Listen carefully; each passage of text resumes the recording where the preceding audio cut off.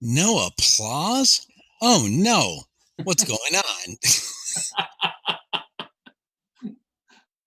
I always love this stuff when it doesn't work right. So, folks, you know what this means. It's 4 p.m. Pacific. This must be No, Pillars Central. 4 p.m. Central. Right. 4 p.m. No. Where are you, Fred?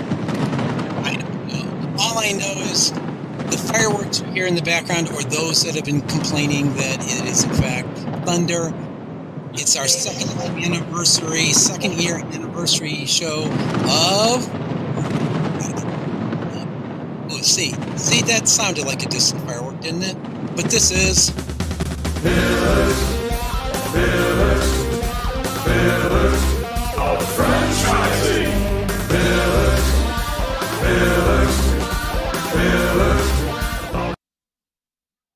And I'm Fred McMurray. Welcome to the second anniversary Pillars of Franchising with I and my co-host Ray Pillar.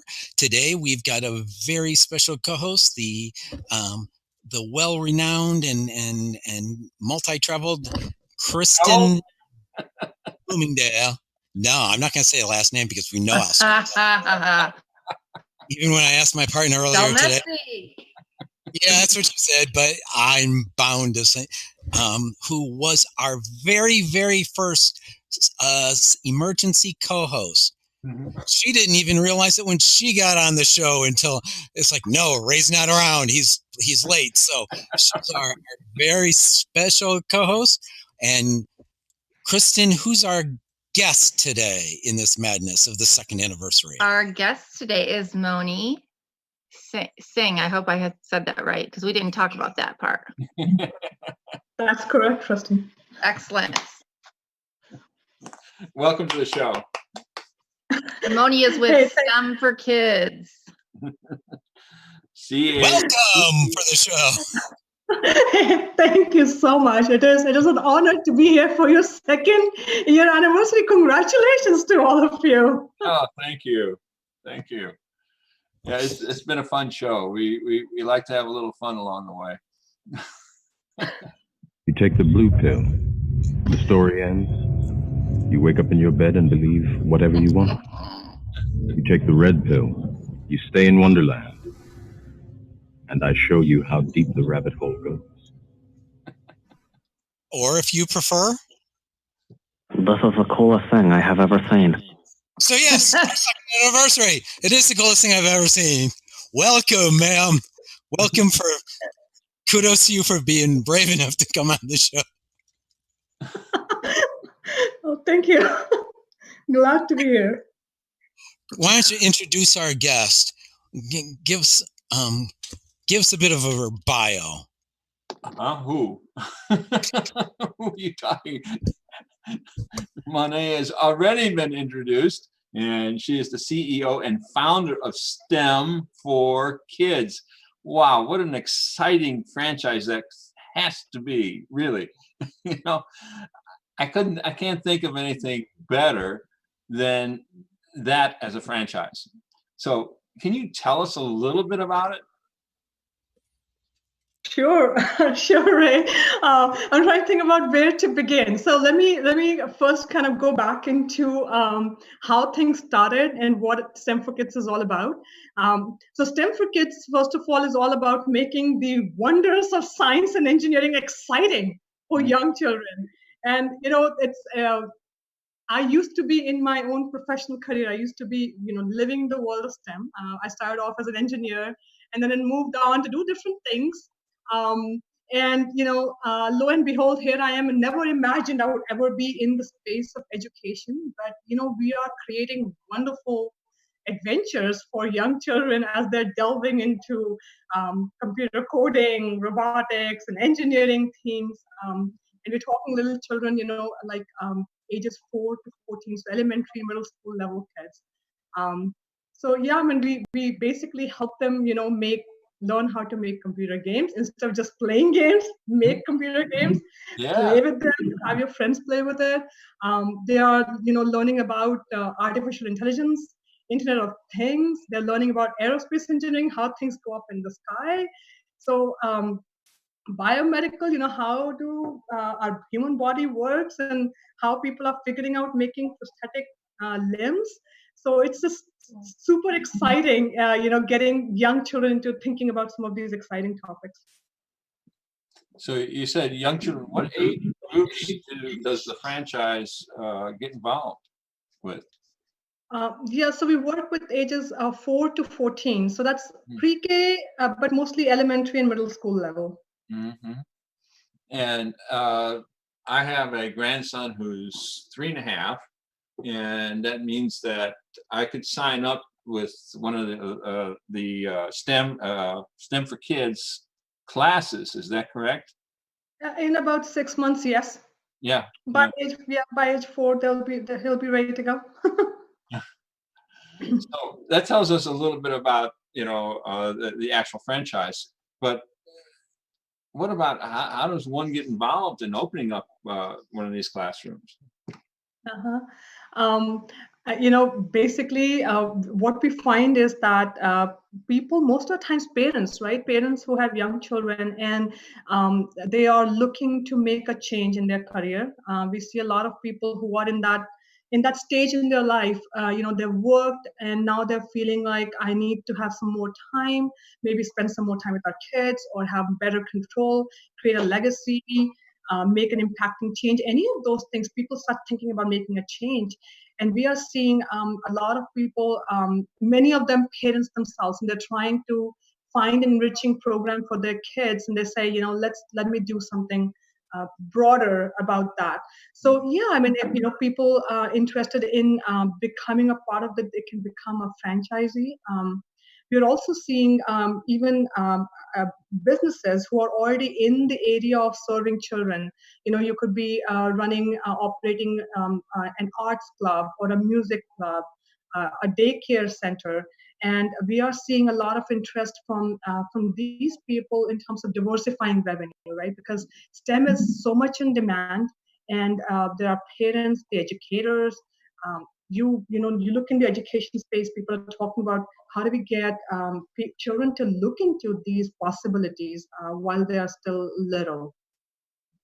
So yeah, I mean, franchising is open in various markets, actually all throughout US and even internationally. And Kristin has children that are all of that age. Is that correct, Kristin? Well, yeah, as a matter of fact, my oldest just turned 15, but we started with STEM in our schools about 4 or 5 years ago now. And so I could certainly see not only would this, I guess my question and my thought would be that this is probably a nice supplement to what the schools are doing.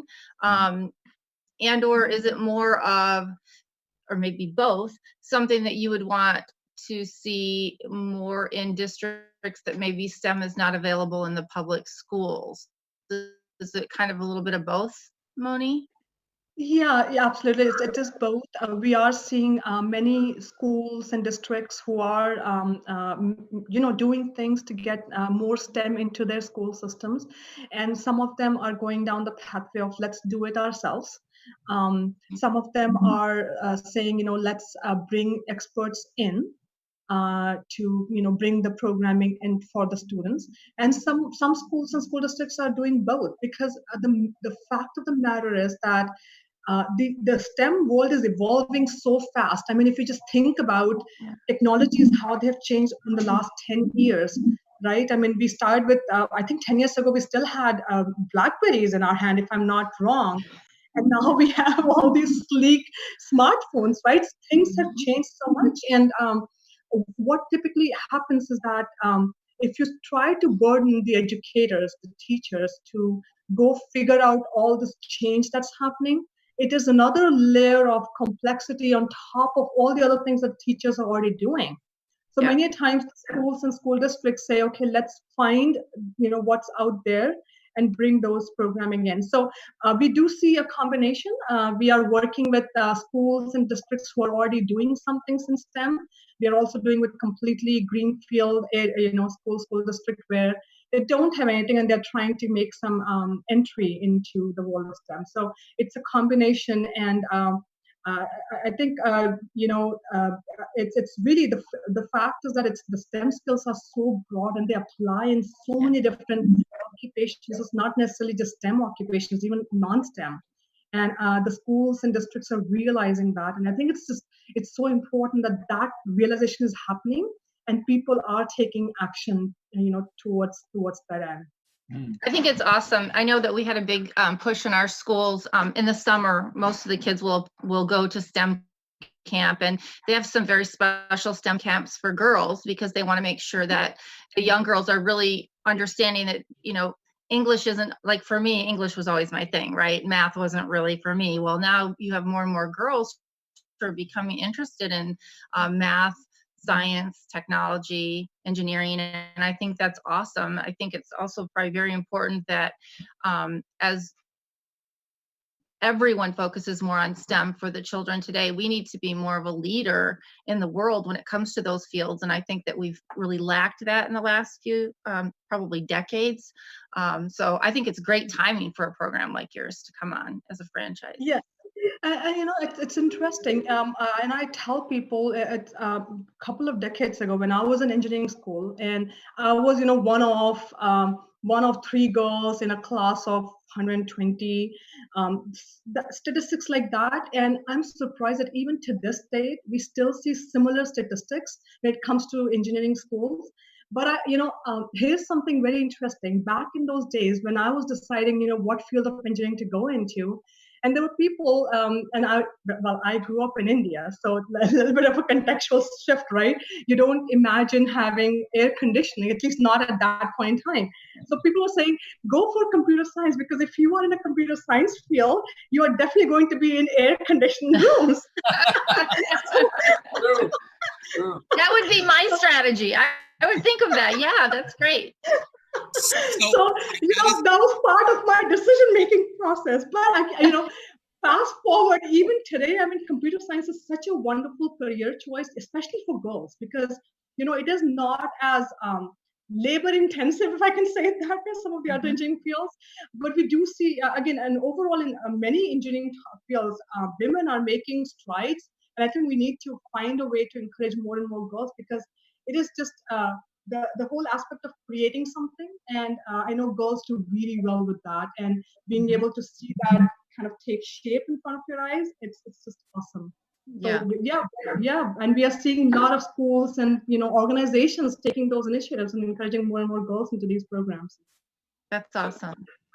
I know you said you were in India when you came to this conclusion, but I got to tell you, I was living in Indiana in the cornfield, and I came to the same conclusion of it's better doing computer stuff, because at least you were, even if you had to be punching away at a keyboard, you were still better off in an air-conditioned room. So, yeah, Indiana, I'm not sure.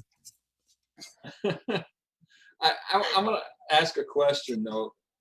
The acronym of STEM is relatively new, but I think all the elements have always of STEM have been taught in schools for a long time. How did this whole thing come about, where we're trying to, kind of bring it all together? Yeah, very good question. And let me actually do a very quick history tutorial on this one. Yeah. So, if I look at this whole space of education enrichment, back, I think a couple of decades ago, so this is when I was probably coming out of my college, we had one player up from North Canada who I believe that they began the space really focusing more on sciences and chemistry. And then what we saw is towards the turn of the century, so about 2000s, we saw a lot of those robotics players coming into the market.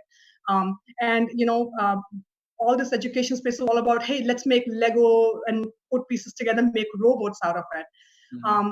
Towards the end of that decade, so about 2009, 10 is where we started seeing the STEM movement taking place, where people said, there's more to science than just like robotics and chemistry. Mm-hmm. And there was more of an emphasis around, okay, let's talk about physics and creating some other things using, mechanical and all these other topics. we were seeing a lot of interest coming from academia, and they're saying, let's not, when we think about these STEM topics, it's not just robotics, because that's what many players were trying to sound like. And so that's when this whole STEM, which was all about, let's bring these pieces together. There are different components, right? There's science, there's technology, engineering, mathematics. And over time, we have seen many different acronyms come into play as well. People say, let's add arts in there. Some say add research. I mean, you can add different components. The bottom line is that it all needs to come together. These are not silos, right? They are all mishmashed together. And to show those disciplines to children in that connected fashion, that's the most important element. So when we began in 2011, we have the STEM for Kids as trademark. And so we actually began and we said, okay, we need to bring it all together, because it's not just about learning a little bit here in robotics or doing a little bit chemistry, learning biology. It's about bringing it all together for children. So we started doing that. And thankfully, fortunately, I mean, we have been the trailblazers in this industry. When people were not even thinking about computer science for young children, we were the first ones to start offering computer sciences for elementary age children. When people are not thinking about biomedicals, how the field of biomedicine is coming together, we were the first ones to announce biomedical engineering programs. So we have been trailblazers in this industry, and there's a reason for that, because the market is changing. What was relevant 10 years ago is not so anymore. And then there's also this aspect of, let me just take a simple example. It's like many players in the market, they make at least parents and the children, they make them believe that, at least try to, that, okay, if you do this little tiny piece, you are doing STEM. So it's like, if you do robotics, you're doing STEM, or if you do coding, you're doing STEM. But I think the key, it's almost as absurd as saying that, if you know how to add, mathematics. Mm-hmm. Yeah. There's so much happening in the world of STEM. So we said, our approach was, let's show that diversity, that breadth of what's available, because when we work with the young children at that age group, parents don't know what their children would have interest in. The child definitely doesn't know anything. And the focus becomes, let's show them all these different elements. And for me, when I was beginning this, I had my own young children at that point. They were like 5 or 6 years old.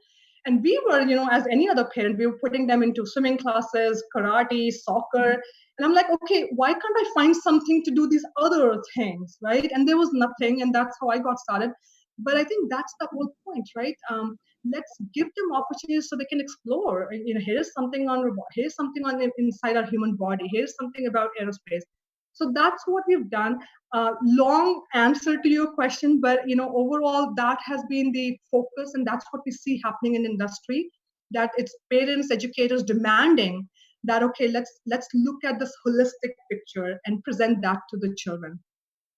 Wow. That is really cool, especially at that age, I think, because, well, I was fortunate enough to go to a vocational high school, which meant that I had a smattering of different types of, from automotive mechanics to body shop and electronics and woodworking and welding and all kinds of things like that.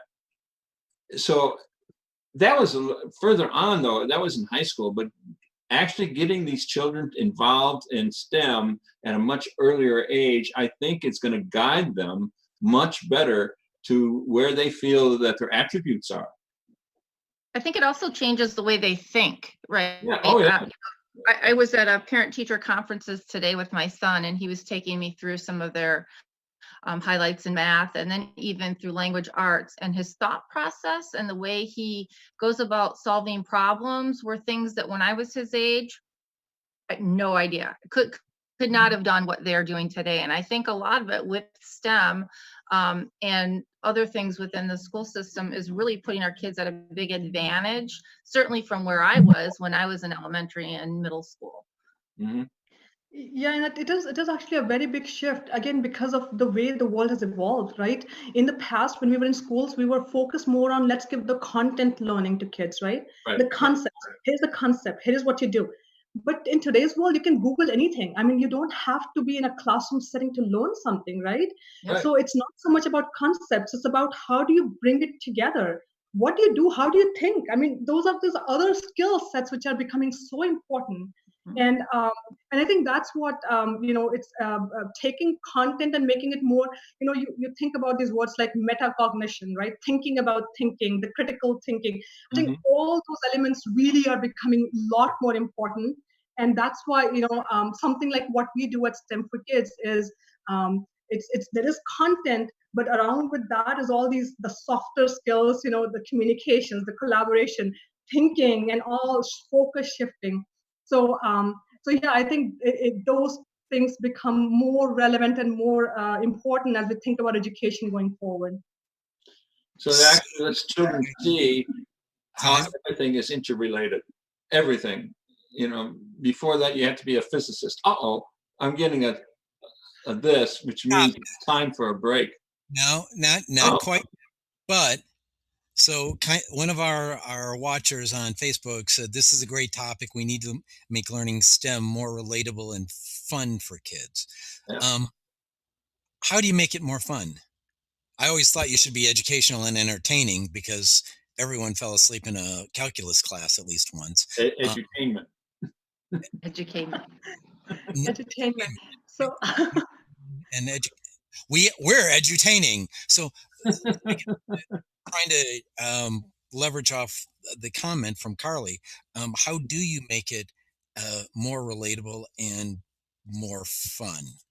Absolutely. I'll begin by saying STEM for Kids began with a mission. The mission is making STEM fun and real. Two things, fun and real. Those are the only two things that we do, and we do it really well. So how do you make it fun? If you think about fun, it comes down to how a child feels when they are engaging with whatever concept, whatever they're doing. It's that feeling, right? So for us, that comes down to, let's make it very hands-on. So when the child is learning something, they are doing something, they're involved, their hands are involved, they're doing something, maybe they're experimenting, they are thinking about something, maybe they're presenting. So it's always, there's a do element involved in that.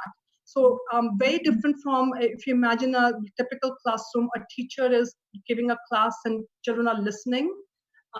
This is a very interactive with very less theory, right? So we are engaging children in questioning, answering. They're involved. We are doing there are quizzes sometimes. We are doing game shows. We are doing Jeopardy. We are doing making something. There are engineering challenges involved. So just to give you an idea, just to give an example, we may be talking about mechanical engineering, and in that concept we discussed things like laws of motion, and I don't want to go into all the details, but we may give them an engineering challenge and say, okay, children, here we are giving you some materials, and go make a car out of this. We don't tell them do this step A, B, C, make it like that. No. We are basically showing them here is a challenge, and then the children start working in teams, and they are working out solutions. They have been given a piece of paper. Okay, so what are the properties of this piece of paper? Can you fold them? Can you put them and maybe make a chassis out of that? You have been given a skewer. What are the properties of the skewer? Can it become maybe an axle for the car? So they are the ones doing that imagination, creative thinking, and coming up with a solution. And I'll tell you this, a very simple exercise like that, and we have been doing it for 8 years. That's only one of the numerous that we do. And even in those 8 years, there are times when we come across a unique design because a child just dreamt up something totally different. So it's so incredible that number one, these children are very creative, and number two, when you put them and you give them a challenge, they're able to work up, create something. And when they're doing that, it's a lot of fun because they are involved, they're working together. Another example, they're making computer games. And I see this, Kristin, back to your point about girls. I see girls making they're thinking about their game, like characters and placement, almost like a movie. And they're thinking about what needs to go where. And I see them making buildings which have polka dot on them. There are purple flowers on the street.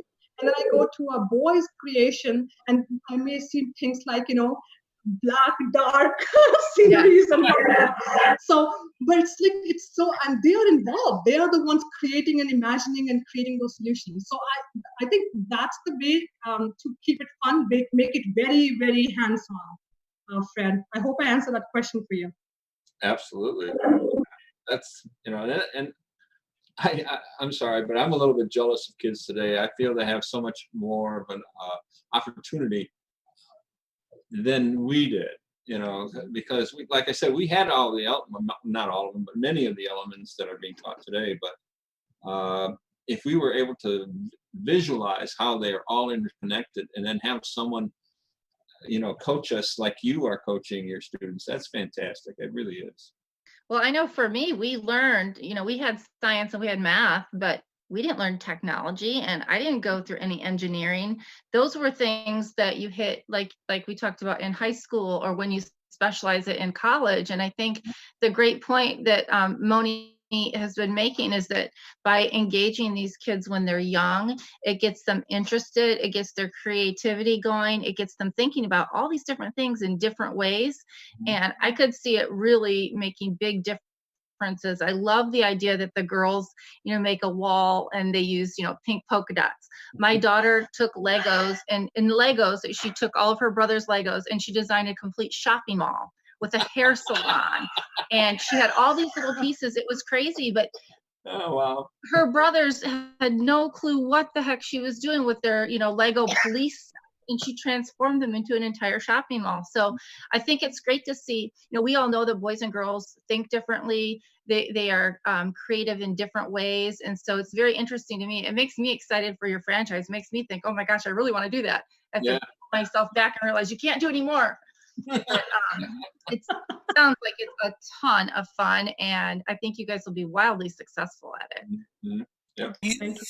You've stepped down from as president of the PTA. You could do this instead of that. Sure. Yeah. Yeah, and I think it's an important point for anybody even listening to this podcast.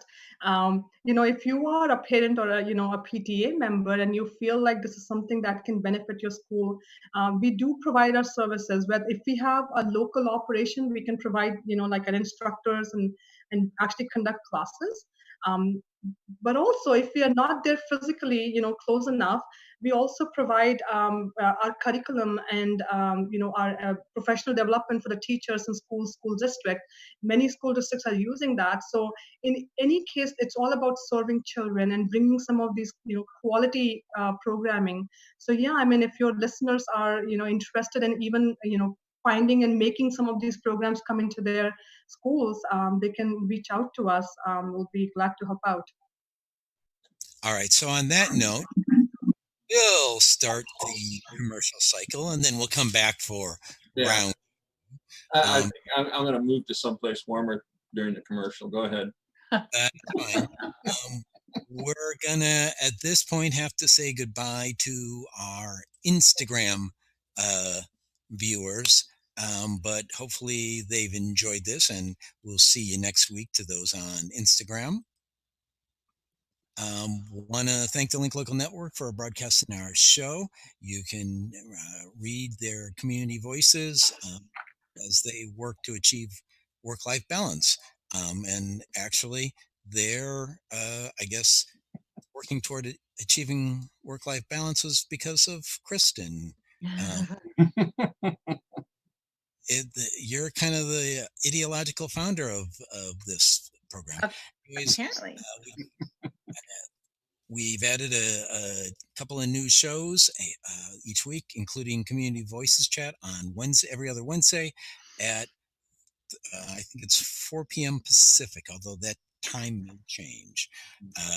And now, localnetwork.com. You can also dial in at 323-580-5755 or chat on, as others are doing, on a whole lot of places. Hey franchise owners, how's your local marketing? Do you feel like you could use some help keeping up with your social media posts and comments and reviews? Do you wonder if you could be doing more to attract local customers? Are you able to identify new movements to your local area? At Westvyne, we help franchisees like you reach more local customers through digital marketing. With daily monitoring, creative content, ad placement, and customer data intelligence, we'll get your business in front of the people who want your products or services. We also work with franchisors who need an agency to handle the digital marketing for all of their locations.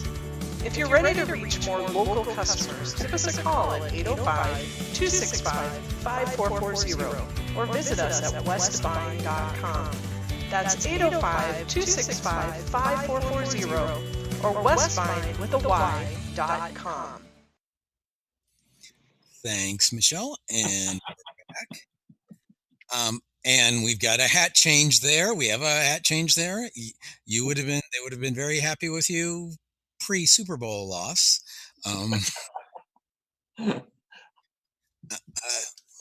Actually picked up a new subscriber from our first Instagram post. So hey, wow, I guess we'll keep broadcasting to Instagram. So Moni, I got to ask you, as you've attracted franchisees, where has their experiences come from? I know with Ray, he'll tell you he was a tech guy and never expected to be cleaning toilets. And Kristin was an HR woman who actually, was cleaning up after. It's different kind of trouble, but Yeah. How'd you do?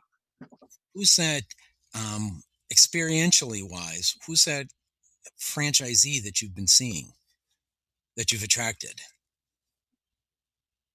Okay, so let me make sure I understand the question. So you're talking about experiences of our franchisees, where they come from? Yeah. Where they come from? Okay. Yeah, it's varied, and just like I mean, for me as well, I never imagined I was going to be in education space. We have many people who have come from like a STEM background. Some of them have come from a profession. They were in there, and then they were looking for a better control, legacy creation, so on and so forth. We also have people, marketeers, entrepreneurs. We also have people from restaurant side, real estate. So it's a combination. We have, of course, homemakers also part of this.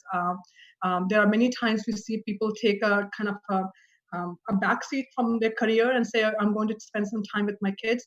And this is, kid-friendly business. Kids are welcome. So there, even people have been able to make that transition, going back into into a career by taking a business like STEM for Kids. So it has been a combination, Fred. Okay, Would you say? I was going to say, over the year, where would you like to see the majority, or anywhere, of your new franchisees come from? Either geographically, one of our co-hosts, they want to also get to the Southwest because, of course, they like to travel there. So they're trying to grow in the Southwest. Where would you expect or like to have, I guess is the question, your franchisees coming from? Academic, educational background, non-educational background, geographic area? I think this is the case where basically everyone is welcome. We are focusing geographically on some of the more prominent states. I mean, I wouldn't say more prominent. I will say states which are easier to work with. Let's put it that way, because you know about the registration and everything else that happens. Other than that, even outside of US, other countries have been approaching us as well. So we are open to business across the board at this point in time, and that's the good thing, that we have many markets open. So your listeners, whatever geography you are in, please, I mean, if you are interested in opening up a franchise, let's talk, and we can see if we can make that happen for you. Where are you at now? What areas of the U.S. are you in, and what other countries? We are in 14 states here in U.S. Oh, okay. And it is pretty spread out. I think we are maybe more on the eastern coast at this point in time, but we are even in like Midwest. We are in Illinois. and also in West Coast actually. So I think we are in all the places represented here on this call at least. And then we are in Canada, Mexico, and then also in the Middle East, in UAE and Saudi Arabia. So we are in a couple of different geographies right now. Wow. Yeah. You know, Well, I think, oh, go I'm ahead. sorry. Well, one of the things we didn't talk about, because Fred decided to just kind of skip right over that, is weather. So you are in North Carolina, is that correct? That's correct. Yeah. I got overwhelmed by the second anniversary. I'm sorry. Can't hear you, Fred. You're talking into your chest.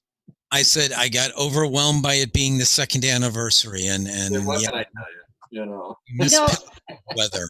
One thing I wanted to say to Moni that I think is important, and you touched on a little bit, the diversity of the people that you have owning your franchise.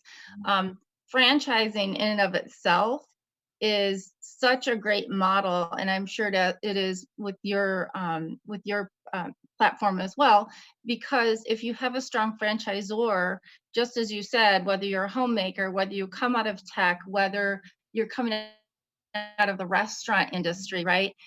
You have to have that passion, and you have to be willing to go out and take a chance and work hard. But just because it's STEM for kids doesn't mean that you need to come from a teaching background. It doesn't mean that you need to be a chemist or an engineer, you know, and I think that's the great thing about franchising. So for people out there who are really considering a second career, stepping back a bit and spending more time with their kids. I mean, that's what drove me to look for a franchise. I think it's great. Yeah, very well said, Kristin. Yep. I can see where this could be a really big hit, because a lot of people go into the teaching end of things because simply the fact that when you see that light bulb go off in someone, and especially a child, when you show them something and they go, wow, that is really cool. You know, I can see it definitely selling. You know, there's no, you probably don't have to do much selling at all once you start explaining your franchise. But that leads me into what is all involved with your franchise. And it's going to be a physical place where people go to learn, but you also mentioned going into schools. So how does that work? Yeah, great question. So that's one of the unique thing about our model is that we do not mandate a space. So a franchisee does not need to have at least a 24/7 storefront. That's not a requirement. So if I can take an analogy it's almost like an Uber-like model. You don't have to have a fleet of your own cars or have your own car. You know, you basically we are creating collaboration with people or businesses who already have the car, and we say, okay, you know, let's use the car for an hour and offer our programs, or use for 2 hours, and so on and so forth. It's a great model, because unlike some of the other franchise concepts where, you know, you're given a territory and you say, okay, go open a center here, and you are almost constrained by geography, distances, how much people are willing to travel to come to your center. In our case, what we say is, here's your territory, go open as many as you want within that territory. And what people are able to do, what our franchises do, is that they will collaborate with community centers, multiple schools. You know, they could collaborate with maybe a dance studio, any other possibilities like that, and be able to offer your program in different parts of that territory. So you're really trying to maximize the potential of that market. So that's how this model works.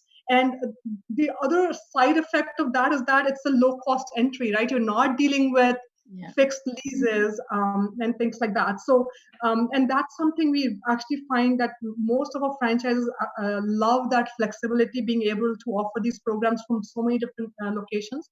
And that actually is also something that, even if you think about the biggest aggregator of children, our customers are the schools, and they love that too, right? Because now our programs can go into the school setting, almost like you bring the program to the mall, right? Yeah. And they are getting served right there, as opposed to the parent figuring out, oh, I need to pick up my child from this school, take them to this center, and so on and so forth. So it becomes a convenience aspect for our customers as well. That's awesome. So what does it take to get involved in your franchise? In other words, what are your requirements of a potential owner of your franchise? Yeah, going back to what Kristin was describing, that passion, piece is really important, because at the end of the day, people don't wake up saying, "I'm going to, educate children," right? Just like people don't say, "I'm going to go clean toilets," right? There is something different. There's something that's driving people who are looking to build a business. I always encourage people saying, don't think about you doing it yourself. You have to be able to hire people, build an organization, because that's the way you grow. And as I mentioned, the backgrounds can vary. It's that passion, the learning agility that we look for in our in the franchisees, as well as the having some experience, whether being involved with schools or PTAs, or in a corporate setting, being able to do biz dev, sales, marketing. And with any new business, you need some of those skill sets to be able to position a new business. The technical side is something that we do train once the people are hired, the instructional staff, and we call them STEM coaches, by the way. So STEM coaches, as franchises hire them, we provide training on all those technical topics so that they are ready to go and conduct these programs. Monetarily, what does it cost you to get involved in your franchise, or are there different levels? Yeah, I mean, they can get started for under 20 grand here in US. So under $20,000. Sorry, you have to stop the answer over there, because you said the word marketing earlier. So we had to give you a round of applause. And Ray did not give time for the question to be asked to get the round of applause for you saying the word marketing. Sorry. The rituals must be enforced on our second panel. So, please start the answer again, because you were drowned out by the applause you were getting. Okay. Yeah. So yeah, what does it take? What does a potential buyer of your franchise, what does he need to bring to the table, in both in franchise fees and what he has in reserve? Yeah, so our single territory initial franchise fee is only $12,500, and with one territory, franchises can begin for under $20,000. And what we typically see is most of our franchises actually are multi-territory owners, so they will add on more territories just to kind of have a bigger hold on the market. So if they did that, they can you can of course go up proportionately. So from an initial investment perspective, it's really something that people can get in and start monetizing the business opportunity itself. So that's the financial side. We already talked about the skill sets and everything. Again, I think it really just comes down to people who bring the right passion, the drive to make a change, and make money. Really, you are in the business to make money, and while you're serving children. What is your longest serving franchise? The longevity? Not too far from you. Our longest serving franchise actually is in the the Wisconsin's Illinois state line region. And she has been with us for 4 years. Okay. Now. Yeah, and doing amazing. We are just thrilled to have her. And it's just awesome what she has done in the market. When she began, it was a complete greenfield setting. When you don't see too much happening from a STEM perspective, that's when she began, and she's doing really well. She and her organization. That's awesome. Yeah. The Crystal Lake area, in Crystal Lake, Illinois area. Sorry, I might know somebody who'd be interested in. Selfishly. Crystal Lake, I'm not sure if that's all. I think that may be available. I'm not sure, but we can definitely look into that, Fred. Well, that's Illinois Wisconsin line. Yeah, it's up north in Illinois. That's I used to live up there before, long time ago. So I remember Crystal Lake, but I'm not able to visualize if that's in Donna's territory or not. But we can definitely look into that. Let's put it this way: it's snowy and cold there, which is where we are. Is not. Will you have a mouse in your pocket? No, at least 2 of us on this call. It is not cold where we are. Yeah. And now we'll remind callers that they can, or listeners, viewers, wherever you are, you can chat at the website, pillarsoffranchising.com, linklocalnetwork.com, Facebook, YouTube, Restream, It is Twitter, all over the place. all over the place. Or you can dial in at 323-580-5755, and we might put you on the air. Ooh. Ever wonder how successful business people get educated about franchise business options? The Franchise Consulting Company is a group of over 100 franchise professionals with more than 2,000 years of franchise experience. We help our clients select and investigate franchise companies. And like a realtor, our services are free of charge to you. Our fees are paid by the seller. Reach out to us to learn more and get a free copy of the Franchise MBA, the #1 bestseller and highest reviewed book on Amazon in the franchise category. Our website is thefranchiseconsultingcompany.com, or feel free to call us on 800-321-6072. And those of Ever wonder how successful business people... It's not going to... Are you thinking about opening a business? Whether you're in transition from a corporate job, looking to generate investment income, add to your existing business, or just too young to retire, come to the Great American Franchise Expo and explore your options. Meet face-to-face with dozens of franchise executives representing dozens of quality brands. A wide range of price points and ownership models are available. Attend our free seminars on accounting, real estate, and marketing. Franchise law experts will be there to answer your questions, and banks are on hand to discuss loans and financing. The first 100 attendees will receive free VR goggles. For free tickets, visit www.franexpousa.com. And folks, the next two events are in Houston, February 22nd and 23rd at the Stafford Center, and in Tampa, which sounds even more warm, and that nice little Gulf breeze at the Tampa Convention Center, March 14th and 15th.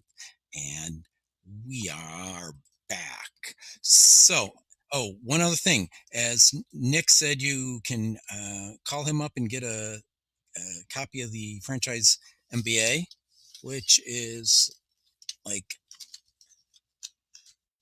under a bunch of wires, but we'll get it there, folks. This year, great book. Mine's dog-eared. So if you fill out the form on the pillarsoffranchising.com website, you not only get the free book, but you get a set of VR gear. So how's that? Virtual reality and a book. Pretty cool, huh? Yeah. Then you can virtually open your own business. Virtually.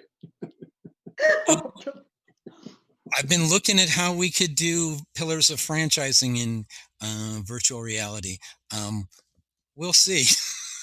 Wouldn't that be weird? Oh, I don't know if you want to go there. So, I'll take, since we're talking about various things about the franchise, in my head, the greatest cure known to mankind of the franchise is the greatest cure known to mankind for insomnia is the franchise disclosure doc.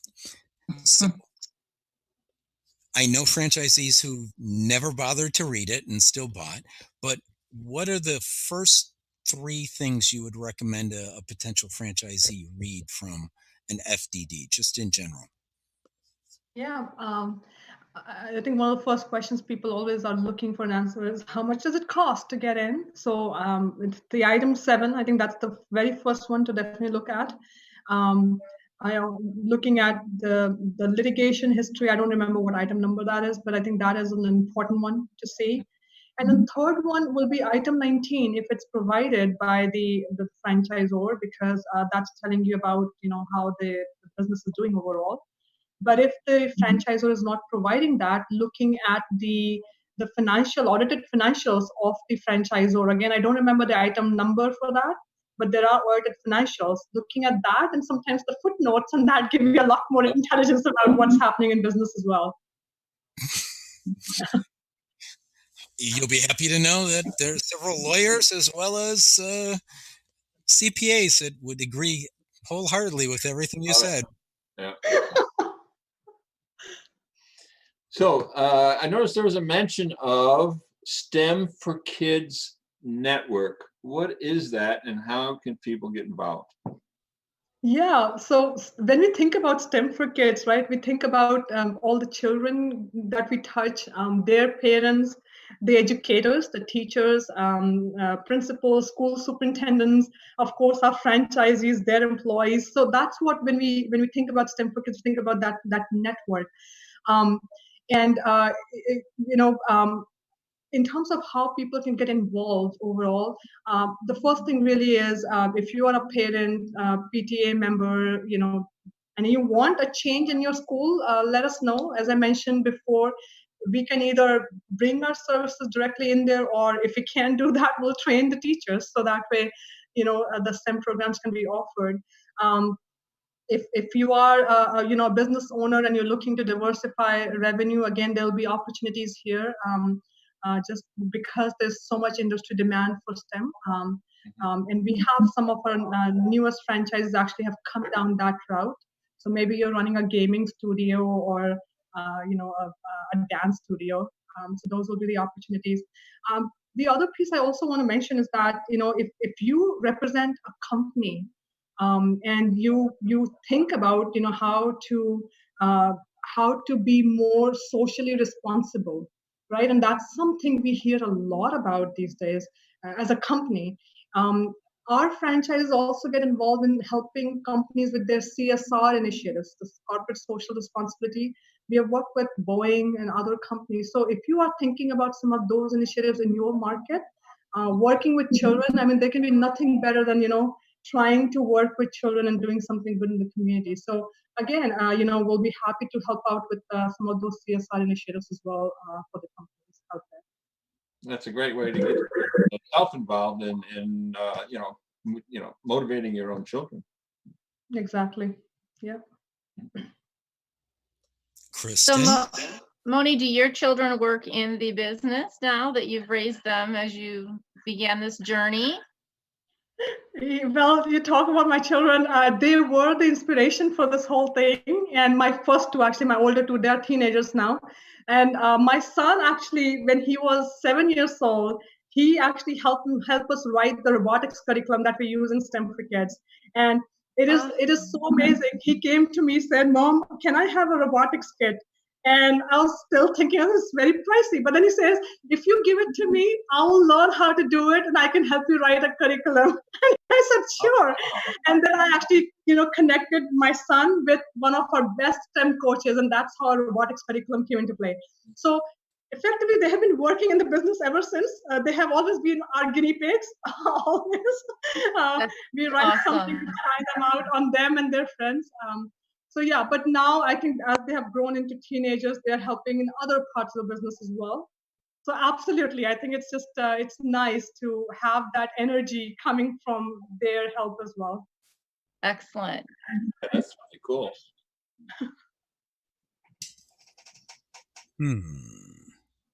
Sorry, is anyone catching an echo? No. No. Okay. There's no echo. There's no echo. Okay.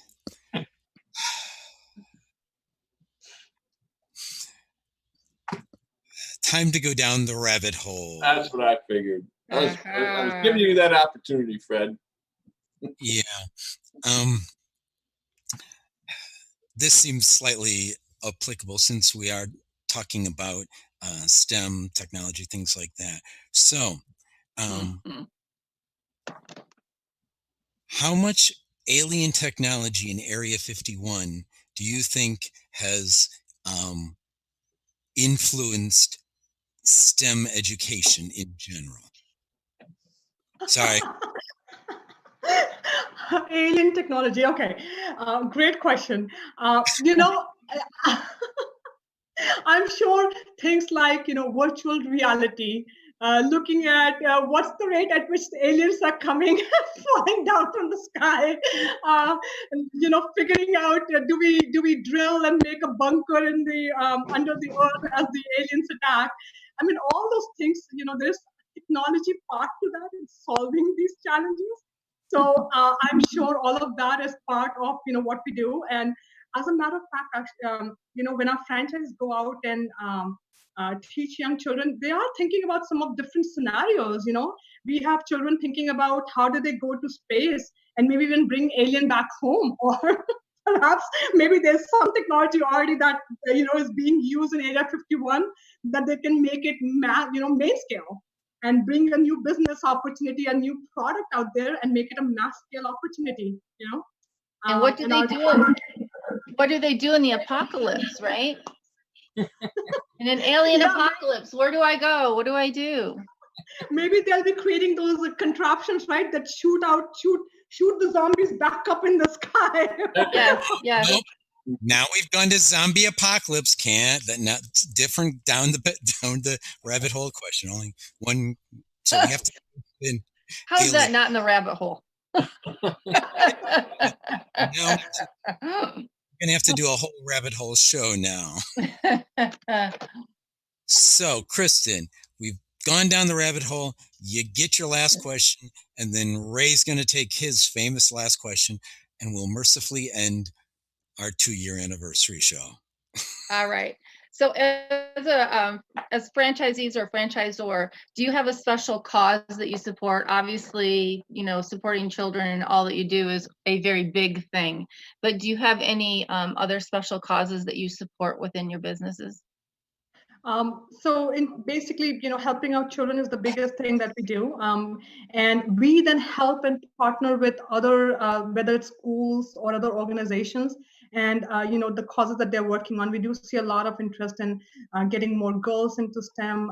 We have worked with people focusing on bringing more entrepreneurship education to young children, financial literacy. So it's basically any and all, and as I mentioned, with the CSR efforts that we do, we work with the partner we're working with in terms of supporting some of their causes. But I think it's the children piece that basically keeps us all ticking. I would say that everybody in the network, we're all about serving children. Mm-hmm. Yep. Thank you. So I feel this is such an exciting franchise that you're going to get a lot of phone calls.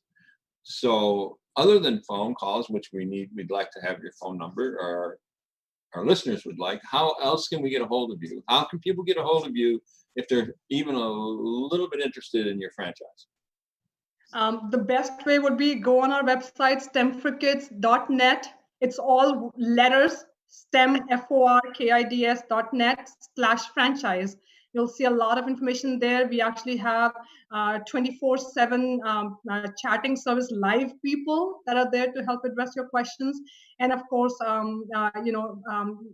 we'll be happy to then have more one-on-one discussions with you right after. If you like to call, then we have, the number is 866-991-7053. And would be happy to help find the right match for you and go from here. Excellent. And of course, that information will be on our webpage, Fred. Oh. Yeah. Actually, I think much of it is already. I'm not sure. All right. Good. So phone number got to stick on there, but the links to the website, yeah, that's all good stuff there. I noticed you said live person, so you don't have zombies to take care of. No zombies. That's a beginning. If we can get them out of politics, never mind. I'm Fred McMurray with my co-host Ray Pillar and Kristin Selmeczy. Ha! Did I get it right? No.